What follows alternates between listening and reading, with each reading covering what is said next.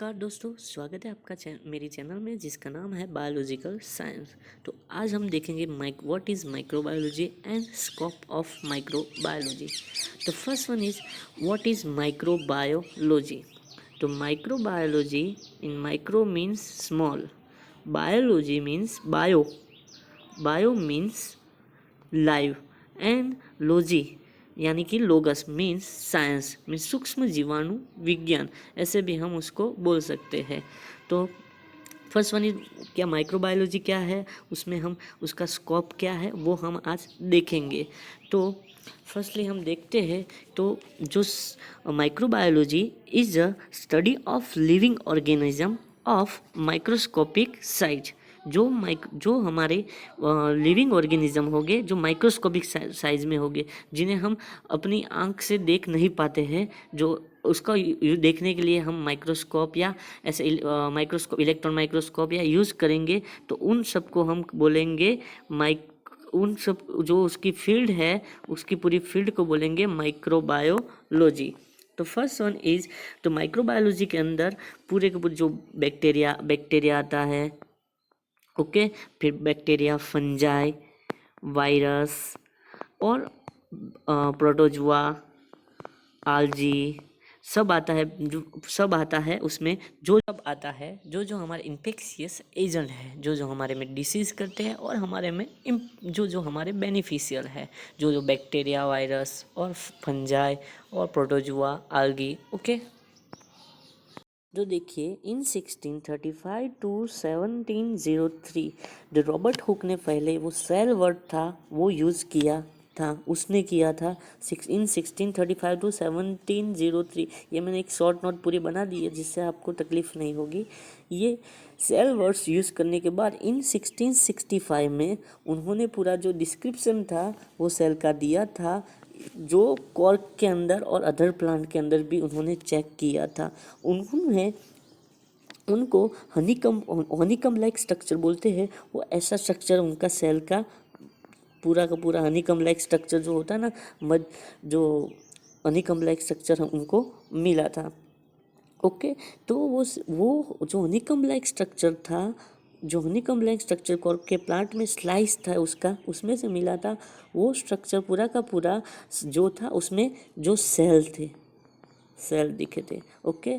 तो वो उन्होंने डिस्क्रिप्शन जब सेल की दी, ओके, उन्होंने बताया था कि 1838 और 1839 में जो हमारा जो कॉन्सेप्ट है सेल का पूरा वो इन दोनों ने बताया था पूरा का पूरा, और उन्होंने पूरी की पूरी कहानी को बोला गया था सेल थियरी। फिर हम देखेंगे प्रोटोप्लाज्म क्या है। जो प्रोटो वर्ड्स है वो एक ग्रीक वर्ड्स है, उसका मीन्स होता है फर्स्ट यानी कि पहला, और प्लाज्मा का मतलब होता है फॉर्म्ड सब्सटेंस, मतलब कि जो पहला सब्सटेंस फॉर्म हुआ था और प्रोड्यूस हुआ था, तो उसको हम बोलेंगे प्रोटोप्लाज्म बोलते हैं। फिर हम देखेंगे कि जो हमारी जो बायोलॉजिकल सिस्टम में है, बायोलॉजिकल सिस्टम जो सब में कॉमन है, जो बायोलॉजी सब में कॉमन दिखाई दे रही है, वो हमारी 5 है। एक पहली तो रिप्रोडक्शन हम सब में देखे ही जाते हैं, सब लोग रिप्रोडक्शन करते रहते हैं, okay. Then second ingest food, मतलब कि जो हमारा फूड हो इंजेस्ट करेगा और बाद में उसका यूज़ करेंगे एंड मेटाबोलाइज करेंगे फॉर एनर्जी के लिए, जो एनर्जी हमारे लिए बॉडी के लिए आवश्यक है, उपयोगी है, okay. Then third is excrete waste product, यानी कि हमारी जो वेस्ट प्रोडक्ट है उसको निकालेंगे।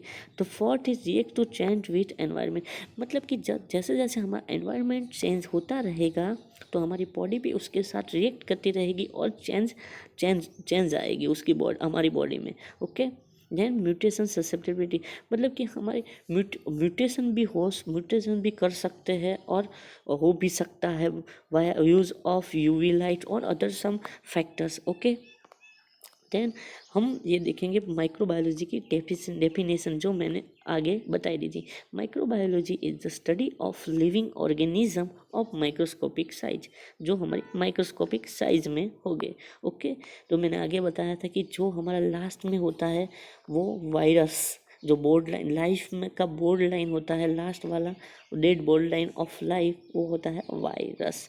और सेल की डेफिनेशन भी आपको पता ही होगी कि cell is a basic structure and functional unit of life. Okay, तो आगे देखते हैं हम। सेल हमारा, ये मैंने ऐसे ही लिखा है कि ये क्या है, कि हमारा पूरा का पूरा जो सेल है, सेल होता है, वो सेल मिला मिला के पूरा का पूरा टिश्यू बनता है, और टिश्यू मिला मिला के ऑर्गन्स, और ऑर्गन बन से हमारी पूरी की पूरी बॉडी का बॉडी बॉडी होती है। आता है हनी कॉम लाइक स्ट्रक्चर, जो कॉर्क में, ये मैंने आगे आपको बताया था। तो हनी कॉम लाइक स्ट्रक्चर जो हमें दिया था वो 1635 टू 1703 में हमें रॉबर्ट हुक ने बताया था। उसमें उसने ये सब चेक किया था कि अनिक सेल के अंदर, वो कॉर्क के अंदर बताया था ना मैंने, कॉर्क स्लाइस के अंदर उसने माइक्रोस्कोप में चेक किया था, और उसने बताया था कि हनीकॉम्ब लाइक स्ट्रक्चर हमें दिखता है वो पूरा का पूरा सेल का है। ये पूरी अभी सेल थियरी चल रही है। ओके, आगे मैं दिखाऊंगा कि वायरस क्या है, वायरस के कहाँ पे रहता है, मैं सब आपको बताता हूँ। वायरस वो न्यूक्लिक एसिड प्लस प्रोटीन का बनाया होता है। न्यूक्लिक एसिड तो आपको पता ही होगा, जेनेटिक मटेरियल, आरएनए और डीएनए। और वायरस ये ऑब्लिगेट पैरासाइट, मेनली मैंने देखा है कि सबको पता नहीं होता ऑब्लिगेटेड पैरासाइट मीन्स क्या होता है। ऑब्लिगेटेड पैरासाइट मीन्स जो हमारे बॉडी में रहता है, मतलब कि वायरस अगर हमारी बॉडी, हमारी ह्यूमन बींग्स और एनिमल्स के अंदर होता है तो लिविंग फॉर्म में होता है।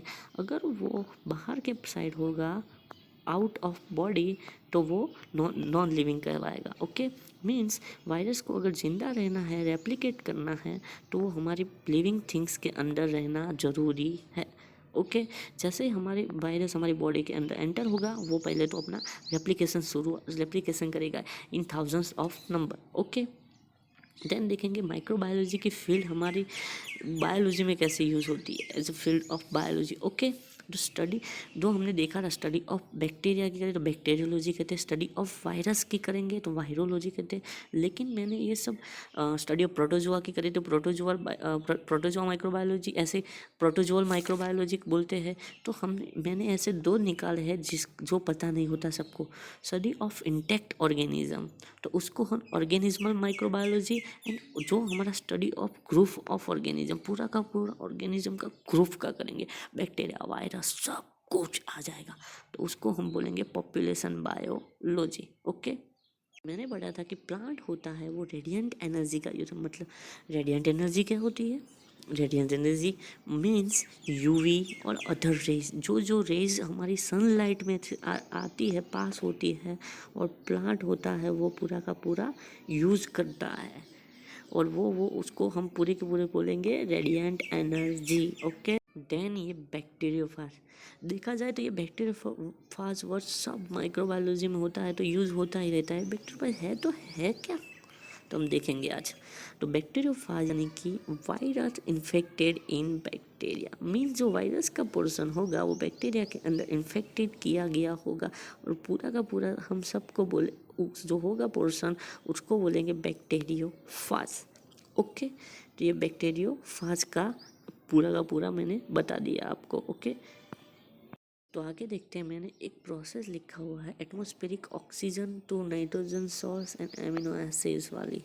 ये प्रोसेस मैंने ऐसे एग्जाम्पल के लिए कि कोई भी प्रोसेस बायोलॉजिकल और कोई भी प्रोसेस होती है तो हमारा जो माइक्रो ऑर्गेनिज्म होता है वो इम्पोर्टेंट होते हैं। तो मैंने एक प्रोसेस लिखी, एटमॉस्फेयर ऑक्सीजन होगा हमारे, उसमें से नाइट्रोजन सॉल्ट्स में कन्वर्सन होगा, और उसके बाद हमारा पूरा एमिनो एसिड बनेगा। जो एमिनो एसिड हमारे अंदर यूज़ होता है, जो आपको पता ही होगा कि जो प्रोटीन बनाने में एमिनो एसिड यूज़ होते ही है। ओके, तो ये पूरा का पूरी प्रोसेस होती है, उसमें माइक्रो ऑर्गेनिज्म भी इन्वॉल्व होते हैं। ओके, तो देन आफ्टर हम देखेंगे कि सेल्वान ए वॉक्समैन, जो हमारे फादर ऑफ सॉइल माइक्रोबायोलॉजी है। ओके, तो उन्होंने ASFM, जो हमारे कई कॉम्पिटिटिव एग्जाम में पूछा जाता है कि अमेरिकन सोसाइटी फॉर माइक्रोबायोलॉजी, इन 1942 में जो हमारे बैक्टीरियोलॉजिस्ट थे अमेरिकन वाले, सलमान ए वॉक्समैन ने। ओके, तो उन्होंने क्या क्या क्या ढूंढा था इन 1942 आफ्टर 1952 में स्ट्रिप्टोमाइसिन, ओके, वो उन्होंने डिस्कवर की थी, प्लस वो फादर सॉइल माइक्रोबायोलॉजी के पिता थे, यानी कि father of soil microbiology. Okay, तो ये हमारे सलमान वॉक्समैन थे। ओके, उन्होंने वो प्रोफेसर थे माइक्रोबायोलॉजी के रॉटगर्स यूनिवर्सिटी में थे। ओके, एंड उन्होंने अवार्ड और नोबेल प्राइज़ लिया था फिजियोलॉजी और मेडिसिन में लिया था आफ्टर जो invention of streptomycin medicine. Okay, जो हमारी एंटीबायोटिक है। ओके, तो गाइस आपको ये वीडियो पसंद आया हो तो लाइक कीजिए, कमेंट कीजिए और शेयर कीजिए, और सब्सक्राइब करना तो मत ही भूलिएगा।